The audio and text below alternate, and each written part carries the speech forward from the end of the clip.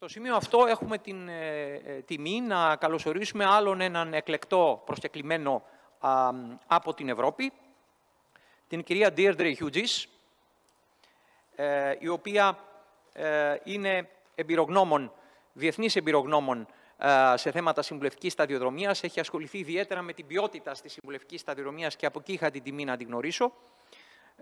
Και έχει μια σειρά από τίτλους άλλους. Αγαπητή Deirdre, σε ευχαριστώ για τη συμμετοχή και παρακαλώ να μας πεις για αυτό το πολύ σημαντικό θέμα που ανακύπτει, την αβεβαιότητα που υπάρχει στη σημερινή αγορά εργασίας. Well, good afternoon, everyone. I'm delighted to be able to join this very, very content-rich conference. I'm hoping that you can all hear me okay. I'll look to see if some people are nodding, so I know that my sound is working well. Thank you so much for inviting me to this excellent conference, and particularly to Dimitris and the conference organisers, and also the audience, because you being here today on a Saturday shows the level of commitment that you have, each and every one of you, to improving the life chances of young people now in the future. So as Dimitris said, I've been invited to speak. I am based in the northeast of England. It's very cold at the moment. I'm in lockdown with my daughter, my son-in-law, my granddaughter, and my husband. And we have been in lockdown here for 3 months now. We're in what's called Tier 3 here in the UK.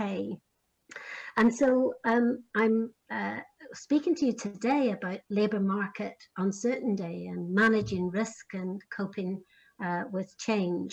And what I had planned to do was to, first of all, do a little bit of interaction with you as an audience. Maybe you could have on your chat facility there, choose a colour that represents your experience of virtual meetings.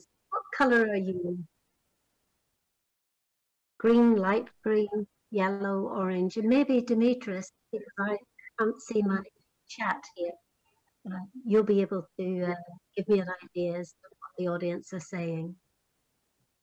Generally, when I use this, people tend to veer between the sort of the orange and the green, with occasional, some people really not liking this virtual world that we're all living in.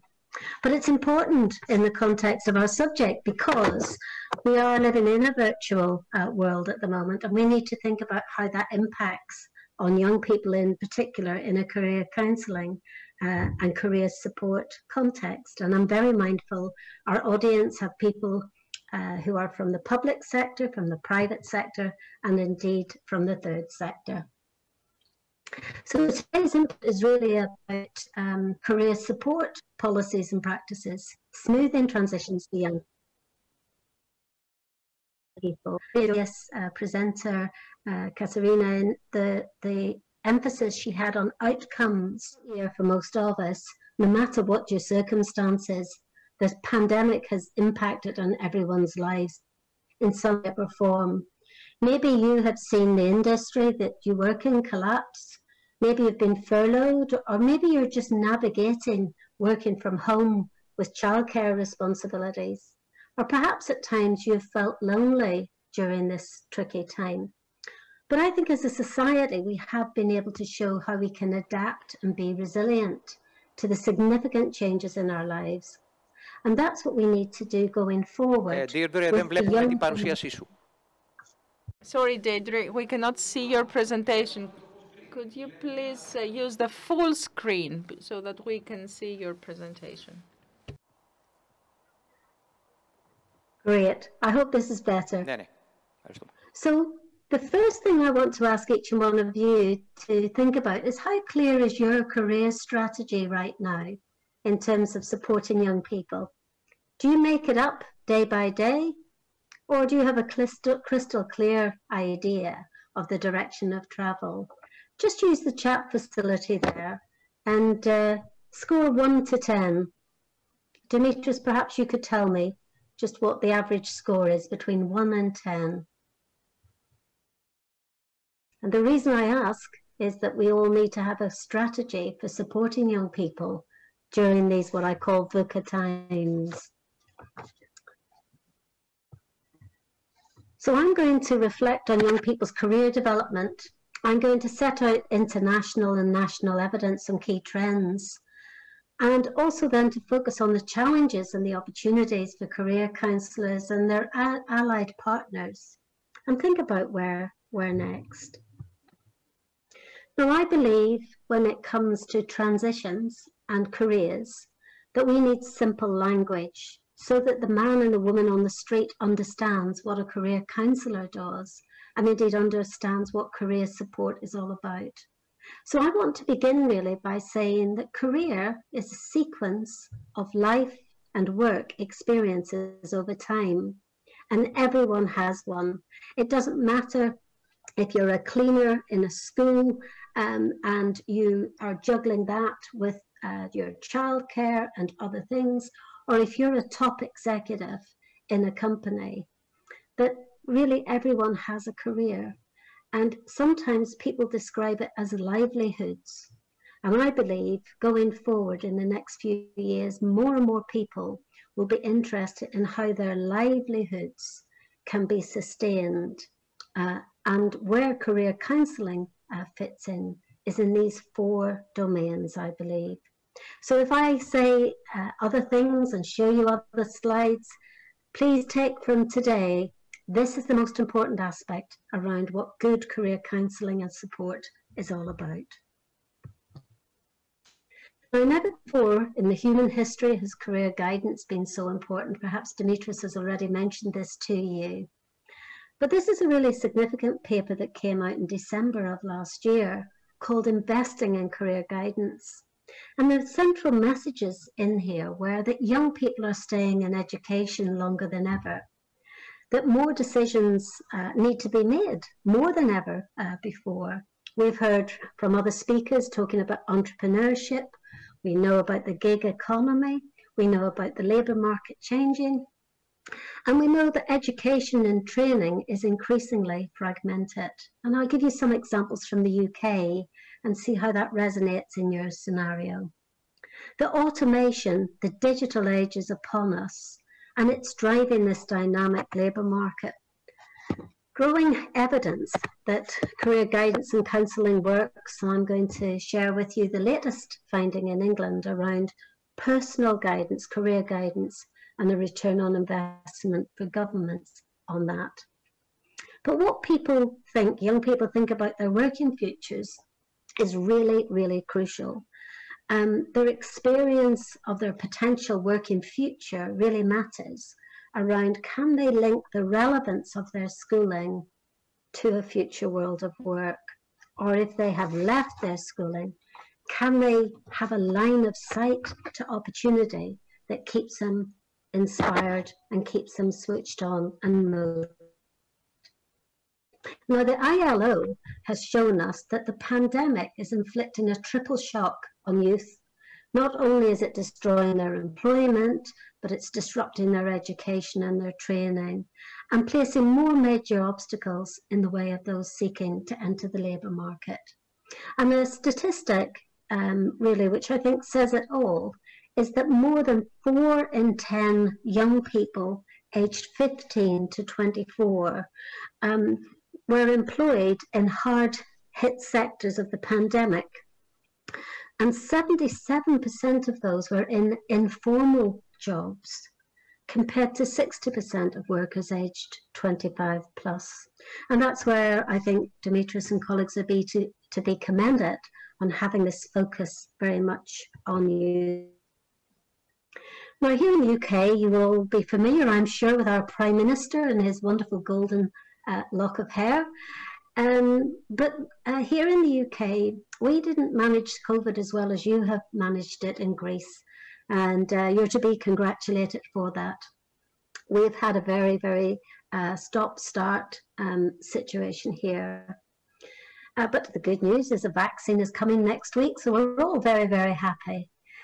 But I think one of the things that we have found here in the UK is that it has meant that government policy has had to focus on opportunity guarantees, a lifetime skills guarantee for young people aged 18 plus has been announced by our Prime Minister.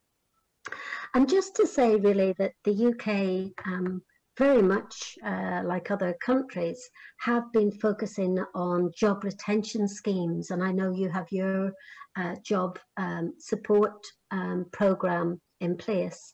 Here in the UK, there has been very much a focus on those sort of job support. But what's been interesting in the UK, alongside what's called a Kickstart initiative for young people, guaranteeing them at least 6 months' work and an apprenticeship, that alongside that, there has been an announcement by Treasury to invest £32 million in the National Career Service in England. And that will allow about 250,000 more people to benefit from extra career guidance. And there's been a major recruitment in careers advisors and indeed in work coaches.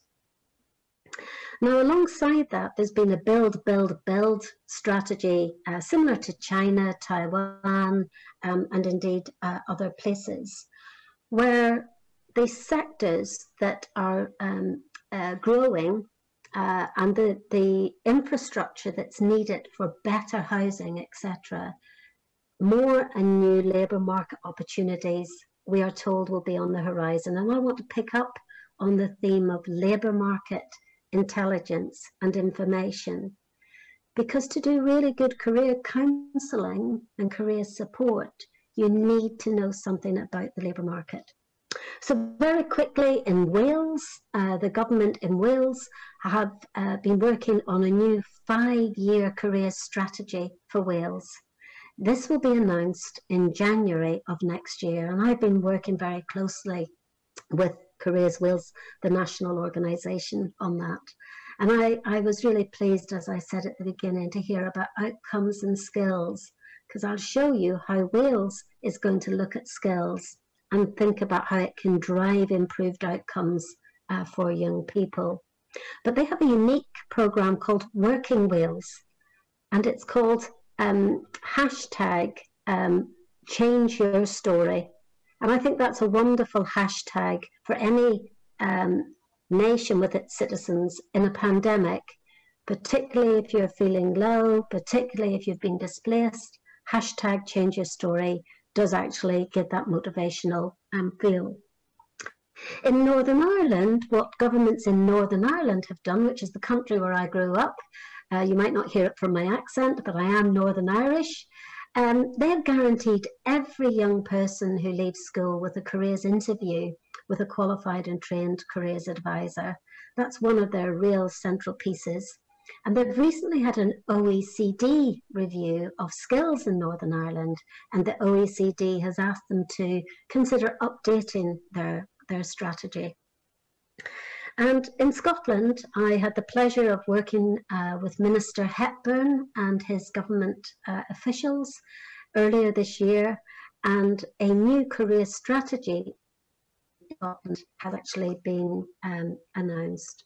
And part of that, which I think is a central theme for today's conference here, is about collaboration, co-design, finding common language across institutions to help people make that narrative easy for young people, for parents, and for adults to understand. I also have been working with Dimitris and colleagues in CEDAFOP around looking at what countries are doing to respond to the new norm. And just very quickly, just to say, here are some links. It's so interesting when you look at Estonia. Estonia decided that what they would do is open up their EdTech products free of charge during the crisis. And we're seeing new forms of digital practices emerging. Gamification. In Wales, they have taken Minecraft products and created CareerCraft. And that's very much a gaming approach to career counselling and support, looking at helping young people use gaming to find out about the world of work. And if anyone's interested, I can put you in touch with that work. But personalisation of services, and thinking about the immersive technologies are really at the forefront of many of the career strategies in Europe and further afield at the moment. But so too is digital poverty. And if you look at a country, for example, like Wales, where there are huge sort of pockets of rurality, where some young people and some families have no broadband or digital, then we have to say that digital is just not enough, that we need digital and we need non-digital career support for all young people and families to be able to thrive and survive. And if someone says to me, what does good career counselling do, Deirdre? Where does it add value? Why should we have it? Well, you can, on the one hand, look at the picture to the right of people lined up, applying for jobs, waiting for a job interview to be selected. Good counselling is all about ensuring that the recruitment process, that we can reduce mismatch, that actually we can assist employers in terms of finding the right people for the right jobs at the right time. But if you look to the left, we also have to acknowledge that many people, many young people in particular, need hope and need encouragement that there is a future for them and that they will be able to have a livelihood that they can call their own. And so career counselling straddles both these areas and lots in between, that hope-centred approach for young people, particularly those in disadvantaged groups, particularly furthest away from the labour market. And here in the UK, career strategies have been really looking at targeted and tailored approaches to those most in need. And I guess it's probably the same in Greece, but I find those two words really helpful, targeted and tailored to individuals' needs, more personalised services. And what good career counselling does is creates a safety net. So when the minister says, why are we investing in these services? Minister, we're creating a safety net for citizens, those who cannot help themselves and who need support. Good counselling provides that safety net and that support, which is what governments are all about.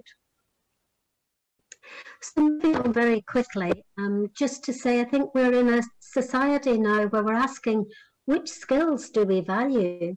What messages are we giving to young people about the skills that employers value? And how do we measure skills? How do we look at transferring skills? And again, Demetrius and colleagues are to be commended for looking at finding tools and resources so that young people and indeed adults can think about how do you transfer your skills from one occupation into another as and when that time is right for you. And if you're not in an occupation, how can you think about your skills creatively to enable employers and other community organisations to give you a foothold of experiences and exposure to the world of work? I'm not talking about work experience, I'm talking about exposure to and experiences of the world of work. Now in Wales, just to connect with our previous speaker, in Wales there's a new curriculum 2022 coming in. And part of that curriculum 2022 is for young people to think about their integral skills. And this is just to give you an idea of how the government's approach to a new curriculum.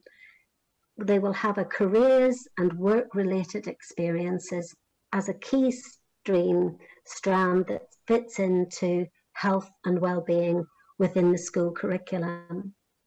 And if you're someone in the audience that wants to know, well, how does that map across to careers?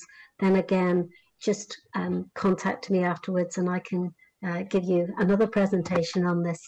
But suffice to say that whatever skills model is in operation in Greece and whatever language is being used, what we have to do is we have to find ways of connecting skills to the career management competencies of young people and be able to tell that story really clearly. So Here is the context of good practice in careers provision. It's simple. It starts early. It connects with classroom learning. It provides easy access to labour market information. It addresses information asymmetries about specific professions, and it challenges stereotyping. It broadens horizons of the labour market, making sure that there's a focus on areas where it's of strategic importance, but it's poorly understood. New jobs, we've heard a lot about from our colleagues in entrepreneurship, the green economy. We need to make sure that we broaden young people's understanding of a changing labour market and that we target young people from disadvantaged backgrounds. And I love this OECD recommendation, which says that it has to be rich and plentiful in engagement from the world of work. So maybe you might want to think about your practice and think, do you tick all these boxes in terms of what good practice looks like? Here's what the OECD say about how young people think about their future, drawing on the PISA data. And if you look to the left, you'll see Greece, and you'll see then further to the left, the United Kingdom. So actually, we've got more to worry about than perhaps you have in Greece around the fact that 15 to 16-year-olds can't name a job that they would be expecting to work in adulthood. And that's diminishing, that's increasing since 2000. And I suspect it will increase further unless we have really good support systems in place. So we've already heard about the importance of strengthening the connection between education and the world of work. And here are some really good reports where I can give you links if you want to see what some of the global trends are. But I want you to think about the young person at home, maybe in their bedroom, or the young person who's left school and is thinking, what next? And what we have to do, I believe, is to find new pathways to success. The traditional routes to good livelihoods are no longer enough. You know, young people might find going forward that they have 2 or 3 jobs, or that they actually have a portfolio of experiences of and exposure to the world of work. And their mental health and their well-being will have to be looked after, which is why going forward in looking at any national strategy for careers, we talk about education outcomes, we talk about economic outcomes, we talk about social outcomes. Those social outcomes have got to be about career counselling, support being in place for the well-being of this future generation. So I recently have been involved in research, and I've produced a paper with a colleague in Scotland, Graham Smith, called Youth Transitions, Creating Pathways to Success. There's another paper I would commend to you. But my argument in the paper on youth transitions is that we have to create places and spaces for career support, digital and non-digital. And you'll find in the report there are lots of practical examples, ranging from pop-up centres in local communities where career counsellors can pop up and actually provide some immediate support. And that can be done virtually online, or it can be done physically when we get out of the pandemic and our restrictions are lifted. So you may find that report useful, because without places and spaces, what we'll find is that, you know, a traditional route of you have to go in and have an interview with someone and it has to last an hour, otherwise it isn't a really good careers encounter. I believe that those days are gone, and that what we have to do is we have to have places and spaces with personalised career support for individuals in bite-sized chunks that they can build up a series of career learning episodes over time. And recently I hosted an international conference where we looked at issues to do with equality of opportunity. And I think this slide shows you that we actually have to talk about equity. The equality of opportunity is not just enough. It's about equity and making sure that with scarce resources, that those people who need that extra additional support can actually be provided with that. And I hope you find this image useful in your practice. So I want to sort of finish with some practical approaches, because I'm a very, very practical person. I do a lot of policy work and a lot of research. So let me give you some practical examples now. The first one is to be vocal and encourage others to do so. I was asked to talk about how can we help people manage risk and uncertainty. Well, as a practitioner, I think this article by Andrew Basinthwaite in Canada is very helpful, because it may be that your work is about self-advocacy, empowering your clients to make choices and decisions. It may well be that it's about professional advocacy, where you're actually looking at that bridge between the client and the employer, you know, advocating to give a chance to the young person that perhaps an employer hasn't thought of considering. The citizen advocacy is very important. Citizenship advocacy is very important again. Sort of thinking about a resource for people who are marginalised or discriminated against that can actually wrap around and give some support. And public advocacy, that's practitioners and groups working together to draft public statements to inform the policy process. But look, if you're a practitioner, you might just say, well, what simple things can I do? So here's just a few. Start early. I've been involved for the last year and a half in a major primary school project in Derby City, which is in the middle of England, 7 of the most deprived wards in the city, looking at working with children from a very early age on career learning. And if you're interested in primary and starting early, here's some resources for you to have a look at.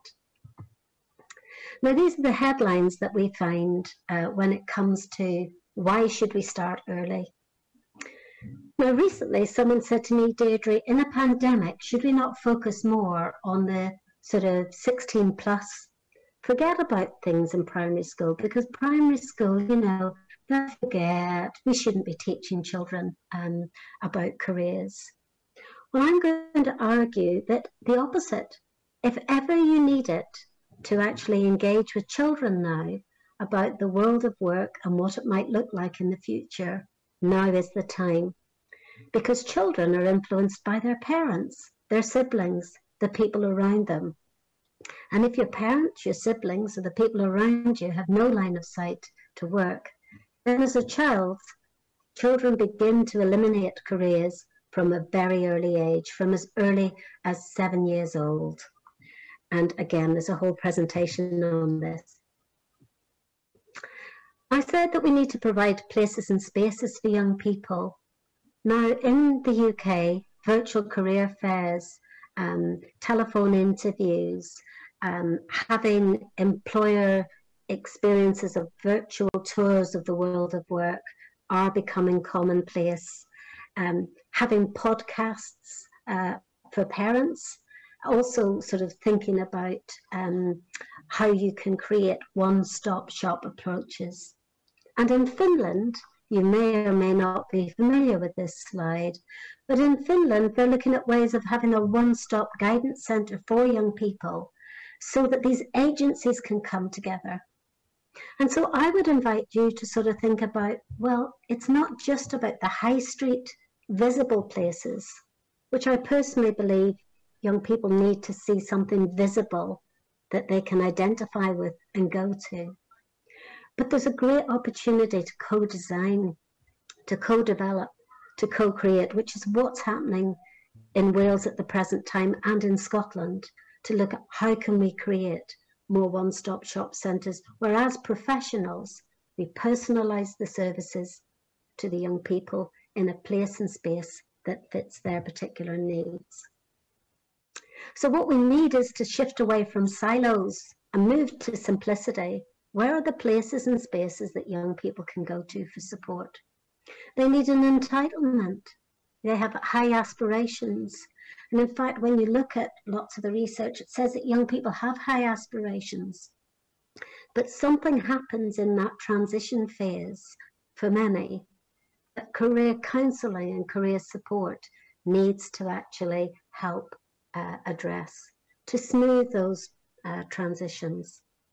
And we need to make explicit what the career support offer is for young people in their localities and at the national level. Now, I'm really finished because I was asked to think about managing risk and uncertainty. So let me ask you, as a practitioner or as an employer or as someone in the third sector, are you familiar with the 5 C's of career adaptability? This is work that was developed by Professor Mark Savickas and researchers across Europe on life design.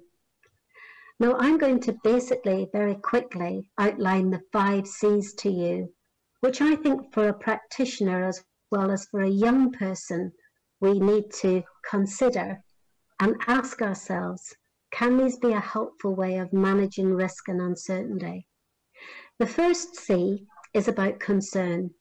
If you're not concerned about something, if you're not bothered, which many young people, if they've been disillusioned or not, then actually having a careers interview is a complete waste of time. So we have to find a way of actually helping young people to be concerned about their future in a positive way. Secondly, curiosity. I would not be in the job I'm in today if I hadn't been curious, living in Northern Ireland with high unemployment. How come some people get jobs and other people don't? So instilling curiosity in young people. I think thirdly, control. Really thinking about the control that a young person might have over their situation. Using the growth mindset approach to help young people to see that actually focusing very much on that growth mindset, being able to cope with setbacks and see that as a learning process rather than as something really terrible. Confidence, the self-belief in being able to take action, and career counselling for many young people, giving them confidence is the starting point. And finally, commitment. But last night, I attended a Black and minority ethnics leadership group meeting. It was called a soiree on a Friday evening. And actually, I listened to their stories. And what I heard from them and from other speakers was that the 5 C's aren't just enough on their own, that to give young people resilience and to manage risk, we need to find an anchor point. As practitioners, we need to focus on stability and growth. When people say you don't know what the jobs of the future are, nobody does. Nobody's ever known what the jobs of the future are. That's a redundant conversation. We're in the here and we're in the now. We need to learn about the labour market and what opportunities there are. As practitioners, we have to focus on the art of the possible. Make space for diversity of thought. If everybody agrees, then no change and no transformation takes place. We need a bit of challenge. Talk a lot with young people. Talk a lot amongst yourselves and build your support networks to make that service really good. Acknowledge emotions. It's been a roller coaster year for everyone. Hold your hand out to others. Kindness and humility goes a long way, particularly in these volatile and uncertain times. As a practitioner, trust your judgment. Make use of the resources and the tools, and be ready to pivot quickly. This is really important, that as change comes about, whether it's digital or whether it's to do with the labour market or to do with your resources, you have to be able to pivot quickly, to be able to move and flex your services, and most importantly, to look after yourself. So finally, I just wanted to finish saying I'm involved in developing a chatbot for careers information advice in the UK. It's called CC. It's neither a male nor a female. And we're in a prototype phase where we're very fortunate to win a national award. But I believe going forward, part of the places and spaces is we have to make careers information and labour market information available any time of the day or night. And we're seeing a growth in chatbots. So if you want to find out more about how can the human advisor work alongside the chatbot, that's something that we're working in 3 cities in the UK on. And I'd be very happy to talk to you about that outside of the meeting. I'm going to give you some resources that you can use in your practice. And we've got some webinars coming up in the new year, which are free. If you'd like to join, then again, you'll have my contact details. If you're someone that's really interested in leadership, you know, how can I find the best strategy? Here are some great books that I've read, particularly the Good Strategy, Bad Strategy book, that says really that strategy isn't a straight line. It's always like a messy squiggle. And so if you sort of feel, well, you know, leadership's not me, that's my boss's role. I want to leave you with the thought that everyone is a leader in some shape or form. Leaderhood is about sisterhood, brotherhood, building these networks that make our society better. And so I hope that you will leave today thinking that you are a leader, that you are a role model, and that the work that you do changes people's lives. I thank you for the opportunity for presenting, and I hope that the examples that I have given you will motivate you and will also remind you that we're all in it together around it's been a difficult year. And I certainly am looking forward to just share to Christmas, and I'm looking forward to 2021. So thank you very much for inviting me.